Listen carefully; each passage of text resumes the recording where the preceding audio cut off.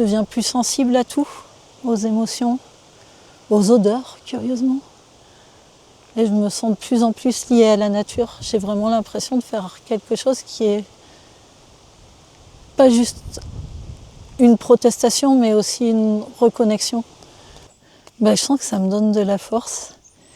Il y a plein de gens qui me soutiennent, je suis impressionnée. Je puise dans la force qu'ils me donnent pour essayer de porter ce message le plus haut et le plus loin possible pour que ça bouge ici, mais aussi pour que ça montre qu'on peut bouger, qu'il y a plein de gens qui vont pouvoir se mobiliser sur plein de projets partout et que avec plein de petites actions comme ça, on va pouvoir faire la bascule.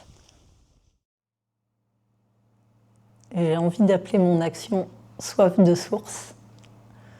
Je ne sais pas si ça vous parlera, mais moi j'aime bien. Maintenant, je vais vous raconter comment j'en suis arrivée là. À l'automne 2023, j'ai appris qu'il y allait avoir un projet de carrière à Razac. À l'époque, j'étais beaucoup trop malade pour faire plus qu'en parler abondamment autour de moi. C'est comme ça que je me suis retrouvée à en discuter avec des habitants et des habitants concernés.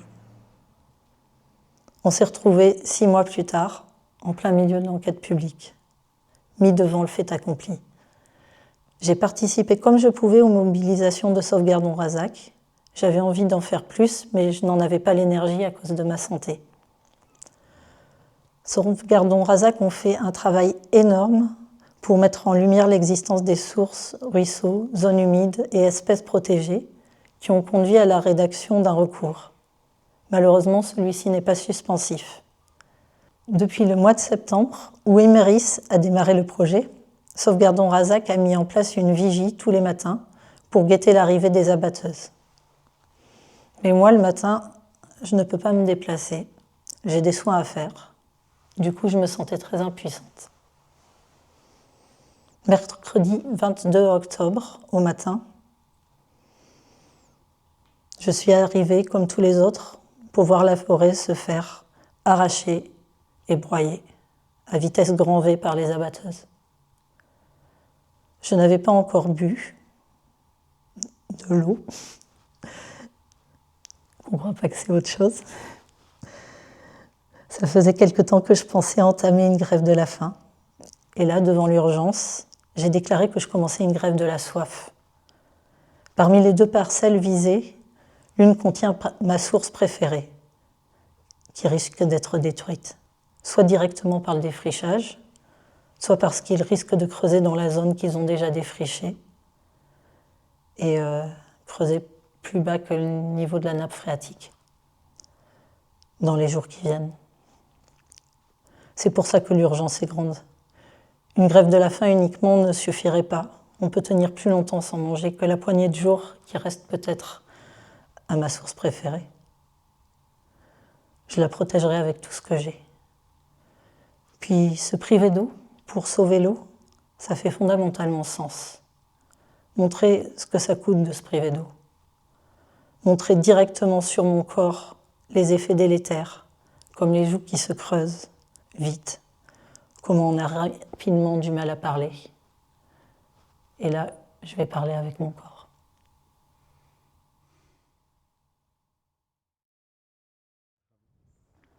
Déjà, cette route énorme,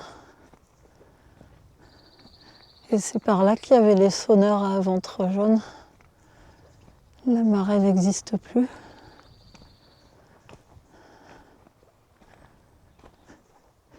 Si je suis bien au bon endroit, parce que j'arrive même plus à reconnaître.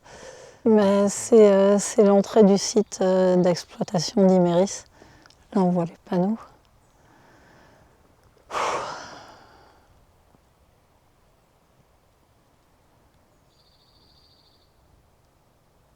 Ça va tellement vite que c'est pas ok qu'ils fassent ça, quoi. C'est juste pas ok, on existe.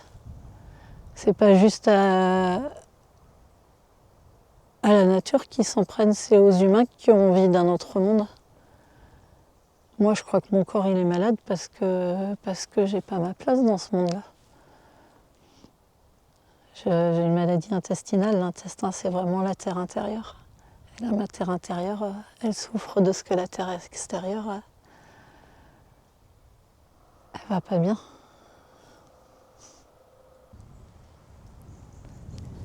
Ça s'appelait Imétal avant. Imétal ? Ouais, avant de s'appeler Iméris. Okay. Il y a une citation de Saint-Exupéry qui dit je hais leur vertu de robot, moi j'étais fait pour être jardinier.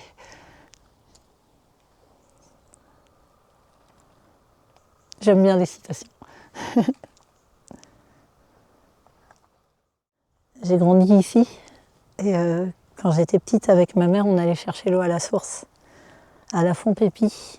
Et c'est une source qui était juste à côté du site de Boudot à Saint-Jean-de-Col, du site mère d'Iméris. Là où ils ont cette trieuse laser pour laquelle l'État et la région ont donné 830 000 € plutôt que de les distribuer directement à la population pour faire des projets ici. Et bref, cette source, elle n'existe plus ou elle coule vraiment presque pas. Et ce que je crois, sans avoir eu les moyens de le vérifier, parce que j'ai pas eu l'énergie de faire déplacer un hydrogéologue, c'est qu'en fait, ils ont creusé des fosses, des bassins de décontation qui vont en dessous du niveau de la nappe phréatique où cette source elle coulait. Et du coup, elle coule plus. Et en gros, ce que je me dis beaucoup ces derniers temps, c'est j'ai déjà perdu une source, je ne veux pas en perdre une autre.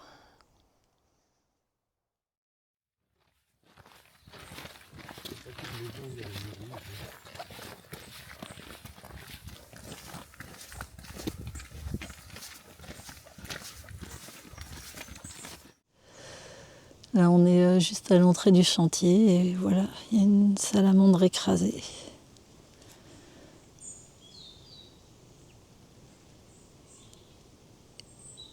Et ouais, c'est un peu mon animal préféré en ce moment. Parce qu'elle a des qualités que j'aimerais acquérir. C'est régénérer ses pattes quand il y a une patte qui est coupée. Et moi, j'aimerais bien régénérer certaines parties de mon corps.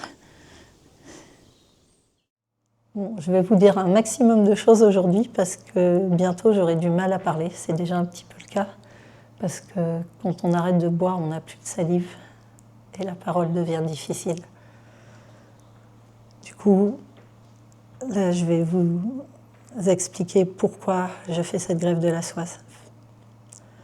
Mercredi 22 octobre à 6h du matin, j'ai commencé une grève de la faim et de la soif car la multinationale Iméris entamait l'abattage d'une partie de la forêt de Razac à Thiviers, en Dordogne, pour exploiter les galets de quartz contenus dans son sol. C'est la forêt en face de laquelle j'ai grandi, qui contient des sources, leurs ruisseaux et des zones humides qui n'ont pas été référencées dans l'enquête publique.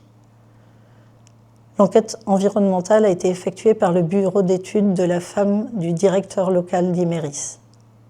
Je me demande si ça ne constitue pas un conflit d'intérêts. Et si c'est cela, pourquoi la commissaire enquêtrice ne l'a pas indiqué dans le rapport de l'enquête publique, alors que nous avions soulevé le problème? Pourquoi les terres du projet appartiennent-elles à la SA Pierre Charon, liée aux carrières de Thiviers? Je me demande si après le quartz, il n'envisage pas aussi d'exploiter le basalte. Je me pose beaucoup de questions de cet ordre.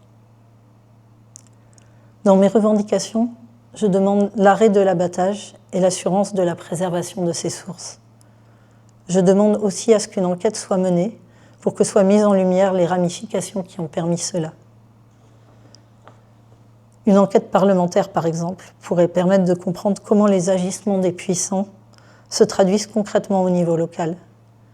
Elle pourrait s'intéresser au site où Iméris génère le plus de conflits, par exemple. Iméris se vend auprès de ses actionnaires en assurant réserver les terres à 20 ans. Cela a un impact bien réel sur les gens localement.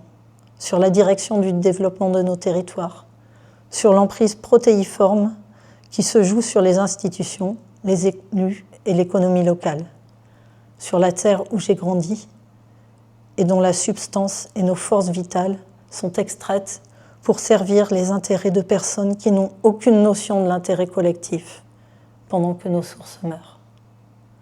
C'est pour dénoncer cela que j'ai cessé de manger et de boire depuis mercredi matin. Notre subsistance dépend de l'eau. Je reboirai quand les sources de Razac seront protégées.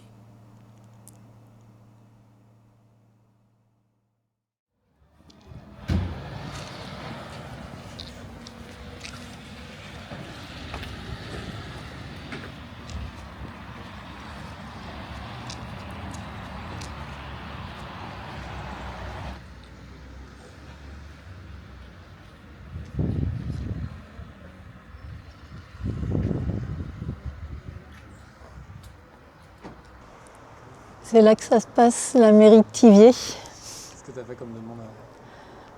Alors j'ai demandé qu'il y ait 2 experts des instances spécialisées dans l'eau, la DREAL ou l'agence de l'eau, ou je ne sais pas lesquelles existent, qui viennent constater l'existence des sources, des ruisseaux qui coulent à l'année et des zones humides. C'était quand que tu as demandé?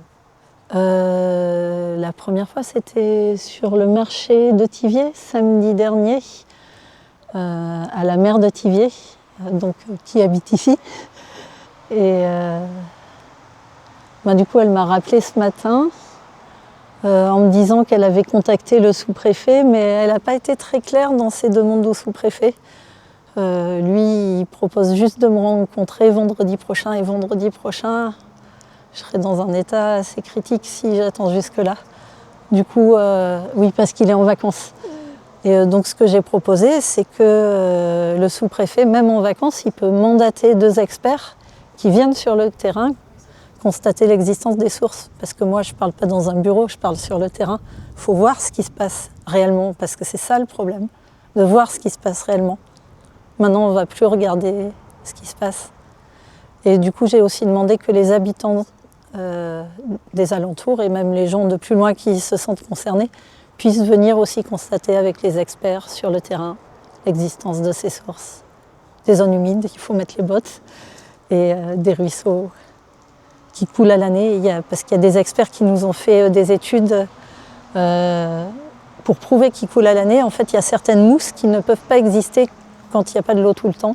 Et on retrouve ces mousses-là dans ces ruisseaux. Et il y a aussi certaines espèces, protégées ou pas, qui ne peuvent exister que dans des ruisseaux qui coulent toute l'année. Et ces espèces, elles existent dans ces ruisseaux. C'est parti. Tada! Ça, c'est ma banderole portable.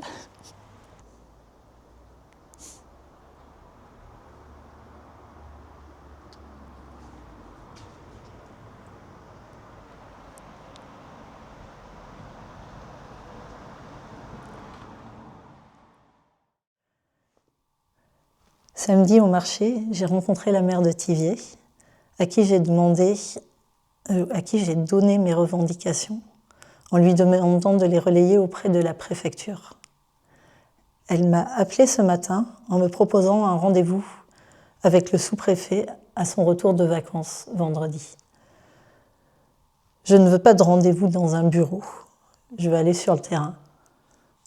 Mes revendications, c'est que 2 experts de la DREAL, de l'agence de l'eau, de l'OFB ou toute autre instance habilitée se déplacent pour constater l'existence des sources en présence des habitants qui le souhaiteront. La suite de mes revendications, c'est que le projet soit suspendu tant que le recours n'aura pas été examiné. Puis qu'on m'indique la voie pour porter en justice un potentiel conflit d'intérêts. En effet, le bureau d'études, dont la femme du directeur technique d'Imeris est co-gérante, a réalisé l'étude d'impact, en ne parlant pas de l'existence de sources et de ruisseaux qui coulent à l'année et de zones humides.